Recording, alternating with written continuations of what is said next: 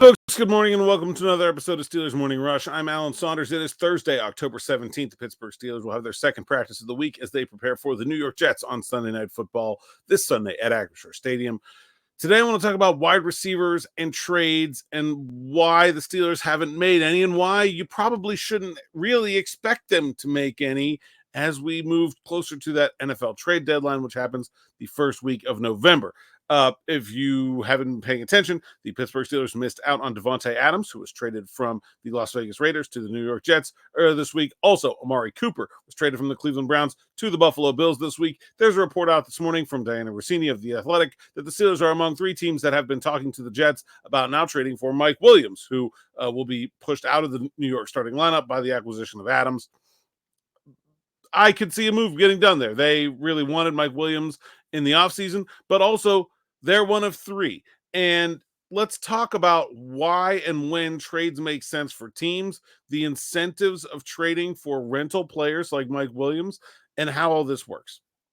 And why I think Omar Khan is going to be hesitant and has been hesitant to overpay in these trades. Okay, so let's start with the facts. If you're trading for a rental player and you're trading a draft pick, you are almost always losing that trade in terms of value. Unless you just give up nothing for him. Like the Steelers got Justin Fields for a 6th round pick. Okay, whatever. The value of a 6th round pick is basically nil. And I don't think Mike Williams will have a significantly greater value than that. So, okay, maybe that one's a little more feasible. But if we're talking about in terms of acquiring an impact player, you're trading a draft pick that matters. The pick that the Jets got, the pick traded to the Raiders for Dionte Adams was a 3rd round pick next year that could become a 2nd round pick. Now, I think the conditions are pretty unlikely to happen. But let's just go with it's at the very least a 3rd round pick, and look at the Raiders. It's probably going to be a pretty high 3rd round pick. It might be the first 3rd round pick. Okay, decent chance of that. And there's a chance it could become, even if it's a small chance, it could become the first 2nd round pick. That's a very valuable draft pick. Right? Now, look at that situation compared to the Steelers. The Steelers are going to be much better than the Raiders, so they're going to have to give more in draft pick compensation to come up equal. And so I think there's a chance that the Steelers would have had to give up a 2nd round pick to get the Raiders to trade Dionte Adams to the Steelers. 2nd round pick for the Steelers is just not like Dionte Adams. I understand he has a contract, but it is essentially a rental because no one is honoring the next 2 years of that contract. A 2nd round pick for 11 games of Dionte Adams is a terrible deal. Like, we understand what a 2nd round pick is capable of. That's what the Steelers used to get Joey Porter Jr. and Keanu Benton and George Pickens for 4 years. Like, there's just no way that 11 games, even if you consider the average value, if you think those guys are above average 2nd round picks, there's just no way the 11 games of almost anybody is worth 4 years of a 2nd round pick. So you understand that you're giving up value when you trade a draft pick for a rental player like Dionte Adams, like Amari Cooper. Okay. But sometimes it's worth it, right? Because sometimes the team is close to winning something that will matter more than that value later, right? It's possible to sacrifice value in the future to cram and maximize your value now. The way the NFL works is the salary cap is spread out year after year. You have the same percentage. Everybody starts with 1/32 of the salary cap. Everybody starts with the same number of draft picks. And then those draft picks are tilted to benefit the bad teams, right?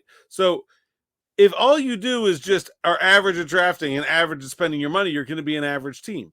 Now, one way to win a Super Bowl is to be better than average at drafting and better than average at maximizing your money. Another way is to do what the Los Angeles Rams did a few years ago and just pile up those assets in 1 year, create a mountain here and a valley there, right? Trade a bunch of future draft picks for a bunch of players now, structure a bunch of contracts in a way that the salary cap, the benefit of the player hits now, but the salary cap downside doesn't hit until later, and you can build yourself up a championship team, but then you're going to have to fall back down.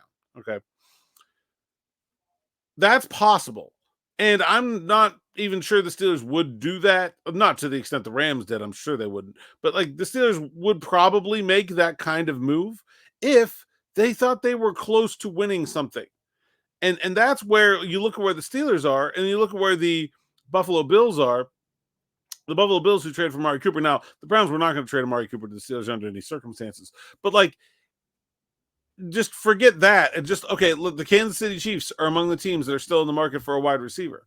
There's no way that that same receiver is going to be worth more to the Pittsburgh Steelers than the Kansas City Chiefs, because the Kansas City Chiefs are that much closer to winning another championship with that player than the Steelers are. The Bills are that much closer to winning a championship. Now, the Jets didn't have any specific incentive, but the Jets are being run by their 40-year-old quarterback and not the general manager. So whatever. We can't expect every team to behave rationally. And who would want that? The league wouldn't be any fun. But it's hard to make trades in the NFL for a lot of reasons. And it's hard to imagine, until all the rest of these wide receiver destinations get sorted out, the Steelers being the team that should offer the most for one of these impact wide receivers. And then there's also just going to be random stuff comes up that, like, Aaron Rodgers really wants Dionte Adams, and so Woody Johnson goes and gets him for him. Or the players being traded are in the division, and like if T. Higgins gets traded, he's not coming here either. And so, but I just want to think, like, there's this perverse situation where the worse your wide receivers are, the more you really need one. But if your wide receivers are already that bad, you're pretty far away from contention for a Super Bowl, which means it's not going to be in your best interest to meet the asking price of someone that's closer. Also, the farther you are away from a Super Bowl, the more you need the future draft picks. The Steelers are going to go into 2025 needing, even if they trade for another wide receiver, they're going to need a defensive tackle. They're going to need a cornerback. It's not like they don't need those draft picks in 2025. They already are trading 6 that could be a 4th for Justin Fields. So, the farther you are from championship, the less impact that player has on your team, and the more you need that future draft pick. So a team like the Chiefs, a team like the Bills, even obviously the Eagles don't need a wide receiver, but like I could name a half a dozen, maybe even a dozen teams that should expect to have better chances of winning a Super Bowl with that player than the Steelers right now. And so those teams should pay more for that player than the Steelers would. And that's going to make making a trade hard. And so I think a lot of people are looking at Omar Khan right now and saying, what are you doing? What Omar Khan is doing now makes a lot of sense. The problem with what Omar Khan has done is getting the Steelers into this situation in the first place. But now he is pretty much operating the way he ought to be. So I think people need to get it in their head that there's a really good chance the Steelers are not making an impactful addition at wide receiver, because those trades are really hard to make. They're really rare, and the incentive structure for the way they work does not benefit the Steelers and Omar Khan right now. That's all I got for today. We'll be back with more with Smitty at 6 p.m. Some sights and sounds from practice in between. We're talking to the quarterbacks today. We'll hear what Justin Fields and Russell Wilson have to say. Make sure you like, subscribe, hit that bell for notifications here on the YouTube channel so you don't miss anything. Until then, thanks for listening, thanks for watching, and we'll see you next time.